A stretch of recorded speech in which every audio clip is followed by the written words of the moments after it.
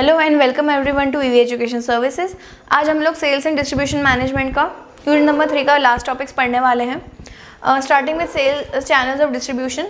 Channel of distribution का मतलब क्या होता है कि अगर आप अपना प्रोडक्ट कंज्यूमर तक पहुंचाना चाह रहे हैं तो वो कितने चैनल से क्रॉस होकर जाता है। ठीक है, फॉर एग्जांपल अगर मेरे पास मेरा डायरेक्ट कांटेक्ट फार्मर से है, ठीक है, और एप्पल्स हैं अगर, ठीक है, तो एप्पल्स मैं 3-4 चैनल्स के थ्रू नहीं पहुंचा सकती बिकॉज वो एक पेरिशेबल गुड हो गया।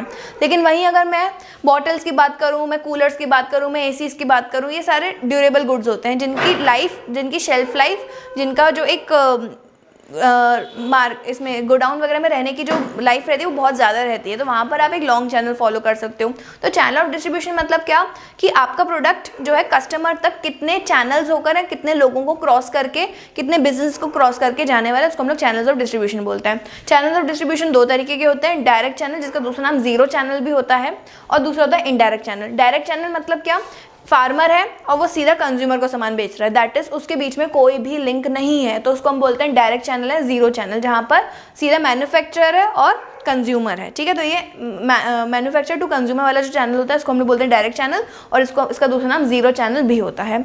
नेक्स्ट है इनडायरेक्ट चैनल। इनडायरेक्ट चैनल में हम लोग के 3 टाइप्स रहते हैं, 1 लेवल, 2 लेवल, 3 लेवल। 1 लेवल में क्या आ जाएगा, देखो मैन्युफैक्चरर और कस्टमर तो फिक्स है ही, ठीक है, इन दोनों के बीच में अगर कोई भी नहीं है तो वो डायरेक्ट चैनल हो गया।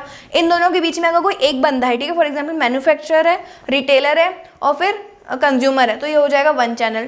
2 लेवल चैनल में क्या आ जाएगा, मैन्युफैक्चर हो जाएगा, उसके बाद फिर होलसेलर, फिर रिटेलर, फिर कंज्यूमर, तो यहाँ पे 2 लोग बीच में आ गए, किसके बीच में, मैन्युफैक्चरर और कंज्यूमर के बीच में, तो ये हो जाएगा 2 लेवल। ऐसे ही 3 लेवल जब बीच में एजेंट या डिस्ट्रीब्यूटर भी आ जाए, तो ऐसे करके 3 लेवल्स होते हैं। लेकिन आप जो अपना प्रोडक्ट सेल कर रहे हो वो आपको अपने प्रोडक्ट के हिसाब से देखना है कि कौन से लेवल आपको चूज करना है। ठीक है, तो ऐसे कौन से फैक्टर्स होते हैं जो अफेक्ट करते हैं हम लोग का जो सिलेक्शन रहता है, प्रॉपर चैनल अगर मुझे डिसाइड करना है मेरे प्रोडक्ट के बारे में, मेरे प्रोडक्ट के लिए, तो ऐसे कौन से फैक्टर्स है जो मैं पहले सोचूंगी अपने दिमाग में, तो वो मेरा 3 फैक्टर्स यहाँ पर हैं।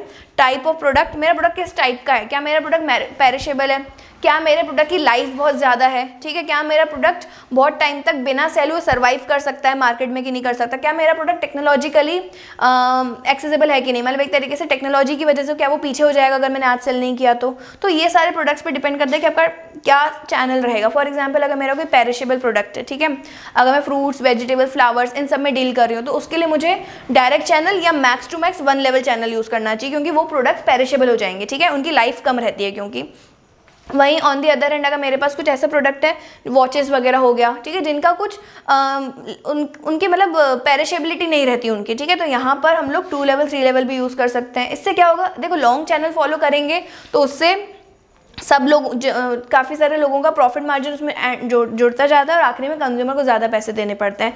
कंज्यूमर के लिए this is not good, but अगर मैं बिजनेस पॉइंट ऑफ व्यू से देखूँ तो हाँ, ये जो एक लॉन्ग चैनल अगर मैं फॉलो करें तो यहाँ पर बहुत सारे लोगों को प्रॉफिट्स अपने मिल रहे हैं, जिससे कंट्री का GDP कहीं ना कहीं इन्हांस होता है, they are contributing to national income. ठीक है, तो अपनी इकोनॉमी के लिए following long channel is good, but for consumers it is not good.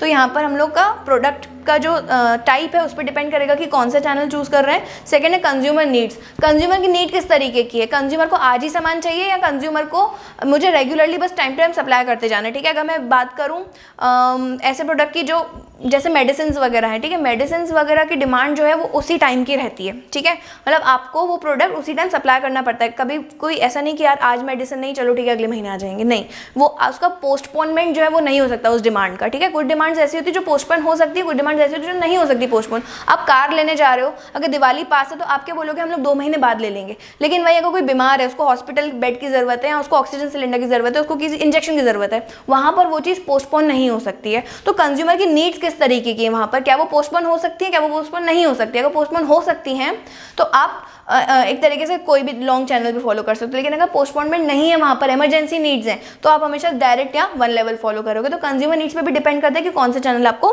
Follow करना है। लास्ट है चैनल ऑल्टरनेटिव्स। आपके पास ऑल्टरनेटिव चैनल कौन से, अगर आपने 1 लेवल नहीं फॉलो किया तो आपके पास क्या 2 लेवल का ऑप्शन है भी कि नहीं आपके ऑर्गेनाइजेशन में, क्या आपके पास आपके प्रोडक्ट का डिस्ट्रीब्यूटर को अवेलेबल है भी नहीं उस जगह में।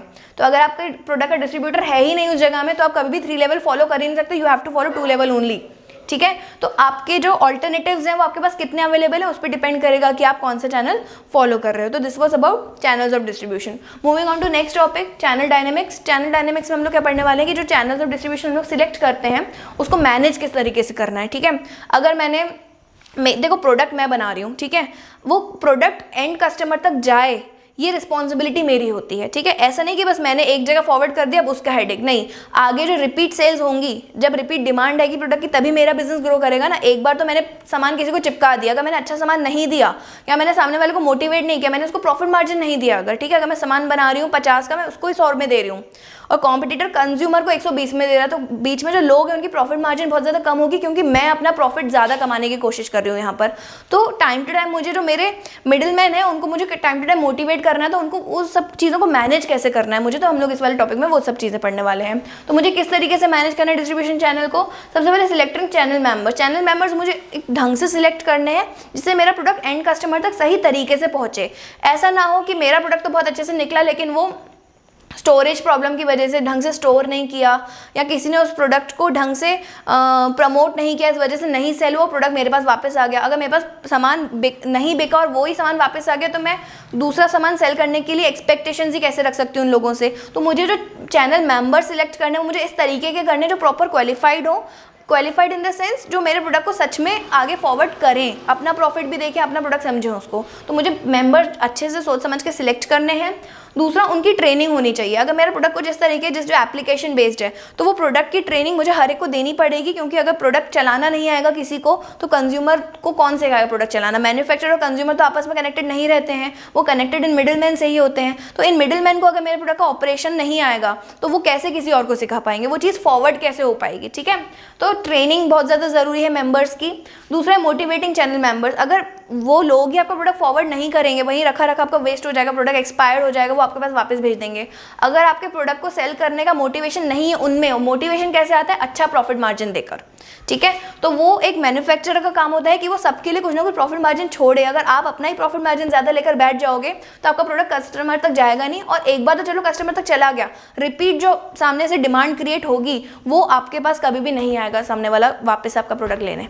क्यों? क्योंकि आपने उसके लिए प्रॉफिट मार्जिन नहीं छोड़ा इतना ज़्यादा। तो मोटिवेशन जो है टाइम टू टाइम बहुत ज़्यादा ज़रूरी होता है किसका, चैनल मेंबर्स का।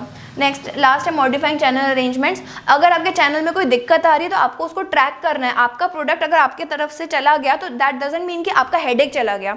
वो प्रॉपर जो पूरा स्लॉट है वो कस्टमर्स तक सही तरीके से पहुंच रहा है कि नहीं पहुंच रहा है, इसकी ट्रैकिंग भी आपको ही करनी है। और अगर वो नहीं पहुंच रहा है तो उसमें जो मॉडिफिकेशंस करने हैं, जो चेंजेस करने हैं, उसकी रिस्पॉन्सिबिलिटी भी मैन्युफैक्चरर की ही होती है, बिकॉज एट लास्ट मैन्युफैक्चरर ही होता है जो उस प्रोडक्ट को सेल करने का ज़्यादा बेनिफिट मैन्युफैक्चरर को ही मिलता है। क्योंकि अच्छे से प्रोडक्ट सेल हुआ तो उसकी डिमांड मार्केट में इंक्रीज होती है, वहाँ डिमांड इंक्रीज हुई मतलब यहाँ पर उसको सेल्स वॉल्यूम बढ़ाना पड़ता है, यहाँ सेल्स वॉल्यूम बढ़ेगा तो उसका प्रॉफिट बढ़ेगा। तो ऐसे ही एक जो अच्छा बिजनेस चलता है वो इस तरीके से चलता है, इस तरीके से मैनेज करना होता है हमें अपना distribution channel. I hope both the topics are clear to you. Thank you for watching the video.